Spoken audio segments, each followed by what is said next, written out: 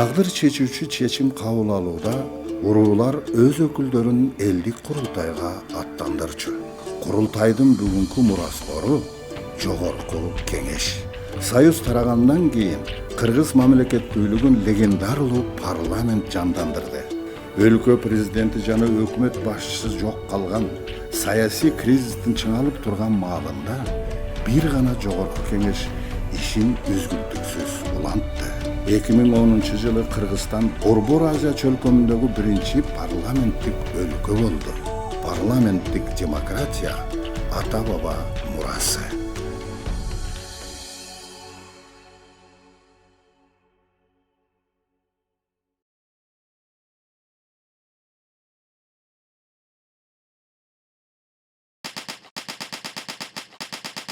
Кыргыз СССРнин Борбордук аткаруу комитетинин президиумунун 1938 жылдын 8-июлундагы токтому. Кыргыз СССРнин Жогорку Советинин биринчи сессиясын чакыруу жөнүндө. Кыргыз СССРнин Конституциясынын 37 статьясынын негизинде Кыргыз СССРнин Жогорку Советинин биринчи сессиясы 1938 жылдын 18-июлунда Фрунзе шаарында чакырылсын.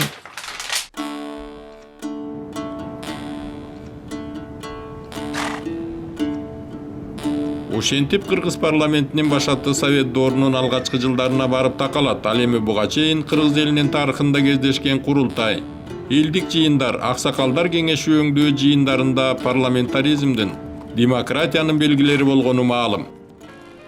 Через год выборы в Верховный Совет Киргизской ССР, затем 1936 жылы Кыргыз автономиялуу республикасы Кыргыз Советтик социалисттик республикасы болуп кайра түзүлүп, 1937 жылы Конституциясы кабыл алынып, ага ылайык шайлоо өткөрүлүп, жалпы элдик шайлоо жолу менен 284 депутат шайланып келген.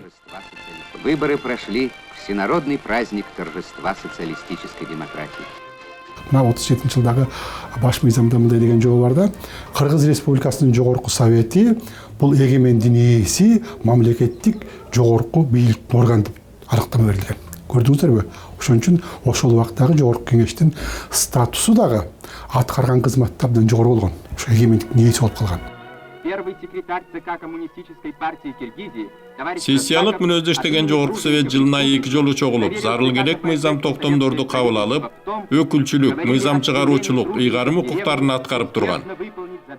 Советтер Союзунун учурунда улуу ватан мекендик согушта бир канча окуу жайлар, жогорку окуу жайлары, ошол менен бирге бир канча заводдор ушул Орто Азияга же болбосо согуштан алысыраак жерлерге көчүрүлгөн да. Ошол учурда Кыргыз парламентинин түздөнүүсүнүн таасири болгон. Бул чечимдерди кабыл алып, ошол заводдордун келиши же болбосо окуу жайларынын курулуп калышына түздөнүүсүнүн таасири болуп турган. Сессиялардын аралыгындагы мезгилде негизги иштерди Жогорку Советтин президиуму аткарган. Ал эми 1990 жылы шайланган Жогорку Советтин 12-чи чакырылышы өткөл мезгилдин парламенти болуп калды. Советтер Союзу урагандан кийин Кыргыз Республикасы пайда болуп, эгемендүү Кыргыз Республикасы, сиз айткандай, тез эле ошол мурдакы тоталитардык башкаруудан элдик башкарууга, парламенттик башкарууга, парламенттин күчү, парламенттин коомдогу ролу жана орду улам барган сайын күчөп, негизги элдин ой пикирин, элдин таламын талашкан, эл үчүн аракет кылган бийликтин бири болуп мына парламенттин кадыр баркынын өсүшү ошондон болду. Ошентип эгемендүү мамлекет түзүүгө багыт алган Кыргызстан көз карандысыздык жолундагы алгачкы кадамдарын парламенттик башкаруу түрүндө баштаган.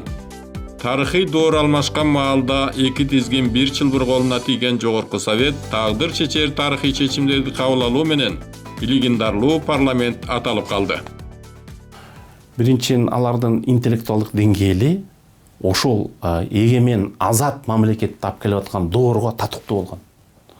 Алар биринчи мамлекеттин негизги эркиндик жөнүндө декларациясын, негизги документ Конституцияны, бүт мамлекеттик символикаларды жана мамлекеттин негизин түзгөн, эркин ар бир мамлекетке керектүү bir 300'e жақын мыйзамдарды кабыл алып берген да. 5 марта 1992 года Кыргыз мамлекетинин туусун гербин, гимнин кабыл алуу, улуттук валютасын киргизүү мына ушул легендарлуу парламенттин үлүшүнө туш келген.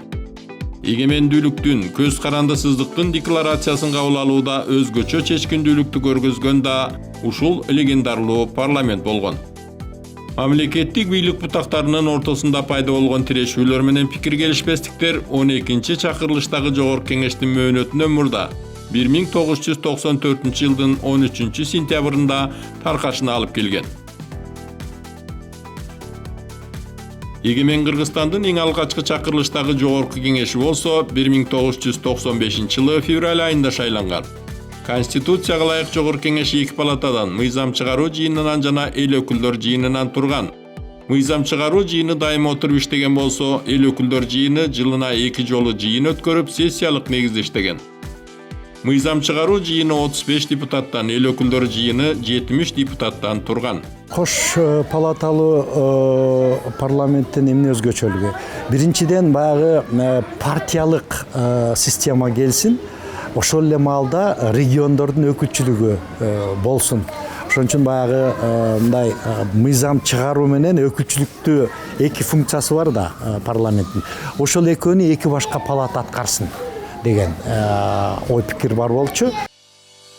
2000 жылы шайланган Жогорку Кеңештин экинчи чакырылышы да кош палаталуу болду. Бирок 1998 жылкы конституциялык реформалардан кийин палаталардагы депутаттардын сандык курамы өзгөрүүгө дуушар болгон. Жалпы саны 105 депутаттан турган Жогорку Кеңештин эл өкүлдөр жыйыны 45, ал эми мыйзам чыгаруу жыйыны 60 депутат болуп калган. Дагы бир өзгөчөлүк, мыйзам чыгаруу жыйынынын 15 депутаты партиялык тизме менен шайланып келген. Кыргыз Республикасы 2003 жылы кезектеги конституциялык реформаларга барды. Ага ылайык бир палаталуу парламент түзүлө тургандыгы белгиленген. Бирок 2005 жылдагы Жогорку Кеңешке шайлоолордогу адилетсиздиктин айынан чыккан элдик революциянын эпкини менен эски бийлик эрден оодарылып, өлкөдөгү өтө олуттуу саясий тирешүүлөрдөн кийин келип отурган парламенттеги депутаттардын сандык курамы 90 депутатты түзгөн. Жаңы конституцияга ылайык Жогорку Кеңешке шайланган саясий партиялар өкмөттү түзүүгө укук алган. 2007 жылдын 23 октябрында Жогорку Кеңеш мөөнөтүнөн мурда таркатылган. 2007 жылдын 16 декабрында болгон шайлоонун жыйынтыгында өлкөнүн тарыхында биринчи жолу депутаттар партиялык тизмелер боюнча шайланган. 4-чү чакырылыштагы Жогорку Кеңеште 3 саясий партия өкүлчүлүк кылган. 2010 жылдагы апрель окуялары Кыргыз парламентинин эле эмес, Кыргыз мамлекетинин тарыхындагы чоң бурулуш учур болду. Конституциялык өзгөрүүлөргө ылайык Кыргыз Республикасы парламенттик президенттик башкарууга өтүп, Жогорку Кеңештин 5-чи чакырылышынын ыйгарым укуктары кыйла кеңейтилген. Бул жаңы өзгөртүлгөн конституциянын редакциясында ачык эле жазылган. Борбордук шайлоо комиссиясынын 3/1 бөлүгүн ошо оппозициялык фракция көргөзсүн деп, ошондой эле эсептөө палатасынын 3/1 бөлүгүн оппозициялык фракция көргөзүлсүн деп, мына ушундай бир жаңы өңүттөгү, жаңы сапаттагы мына парламент бизде түзүлүп, ошол иштеп келе жатат. Бул мурдакы парламенттерден, мурдакы составка караганда мазмундук жактан дагы, формасы жагынан дагы өзгөрдү десек болот. 2010 жылдагы шайлоого 29 саясий партия атсалышып, жыйынтыгында 5 саясий партия мандатка ээ болгон. Ата журт партиясы 28, Кыргызстан социал-демократиялык партиясы 26, Ар намыс партиясы 25, Республика партиясы 23, Ата мекен партиясы 18 мандат менен Жогорку Кеңешке келип отурган. Жогорку Кеңештин 6-чы чакырылышы Кыргызстандын тарыхында биринчи ирет биометрикалык жол менен добуштарды автоматтык эсептөө аркылуу 2015 жылы 4 октябрда шайланып келди. Таза жеңишке жетишкен 6 саясий партия мандатка ээ болду. КСДП партиясы 38, Республика Ата журт 28, Кыргызстан 18, Бирбол 12, Өнүгүү Прогресс 13, Ата мекен 11 мандатка ээ болду. Парламенттеги башкаруучу коалициянын жана аткаруу бийлигинин ишмердүүлүгүнө таасир этүүчү эки маанилүү комитетти оппозициялык фракциялар жетектейт. Жогорку Кеңештин отурумдары мыйзам кабыл алуу, эл менен жолугушуу, коомдук угуу, парламенттик угуу сыяктуу жыйындар түз эфирде көрсөтүлөт. Ошентип кыргыз парламентинде чыныгы саясий атаандаштыктын, плюрализмдин жана ачык айкындуулуктун жышааны пайда болду. 80 жылдык тарыхы бар кыргыз парламенти улам барган сайын такшалып, өнүгүп өсүп, заман шартына ыңгайлашып, парламенттик демократияны бекемдөө багытындагы жолун ишенимдүү улоодо.